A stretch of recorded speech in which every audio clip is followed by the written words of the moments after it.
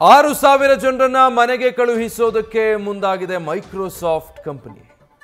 ಒಂದು ತಿಂಗಳ ಅಂತರದಲ್ಲೇ ಎರಡನೇ ಬಾರಿಗೆ 9,000 ಮಂದಿಗೆ ಲೇ ಆಫ್ ಆಗ್ತಾ ಇದೆ. ಒಟ್ಟು ಈ ಮೊದಲು 3,000 ಉದ್ಯೋಗಿಗಳನ್ನ ಹೀಗೆ ಕಂಪನಿ ಮನೆಗೆ ಕಳಿಸಿತ್ತು. ಈಗ ಮತ್ತೆ 6,000 ಉದ್ಯೋಗಿಗಳ ಲೇ ಆಫ್ಗೆ ಮುಂದಾಗಿದೆ. ಆರ್ಟಿಫಿಷಿಯಲ್ ಇಂಟೆಲಿಜೆನ್ಸ್, ಎಐ ಆಟೋಮೇಷನ್ ಅಳವಡಿಕೆ ಇದಕ್ಕೆ ಕಾರಣ ಅಂತ.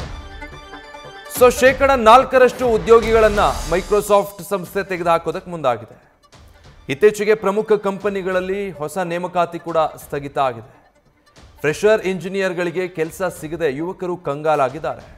ಕಾರಣ ಎಐ, ಆರ್ಟಿಫಿಷಿಯಲ್ ಇಂಟೆಲಿಜೆನ್ಸ್, ಅದರ ಆಟೋಮೇಷನ್ ಅಳವಡಿಕೆ ಈಗ ಎಂಪ್ಲಾಯಿಗಳ ಅವಶ್ಯಕತೆಯನ್ನು ಕಡಿಮೆ ಮಾಡ್ತಾ ಇದೆ.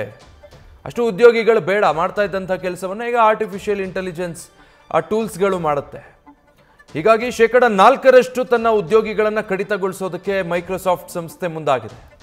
ಇದಕ್ಕೆ ಮುಂಚೆ 3,000 ಉದ್ಯೋಗಿಗಳನ್ನು ತೆಗೆದುಹಾಕಲಾಗಿತ್ತು. ಈಗ 6,000 ಉದ್ಯೋಗಿಗಳ ಲೇ ಆಫ್ಗೆ ಮುಂದಾಗಿದೆ.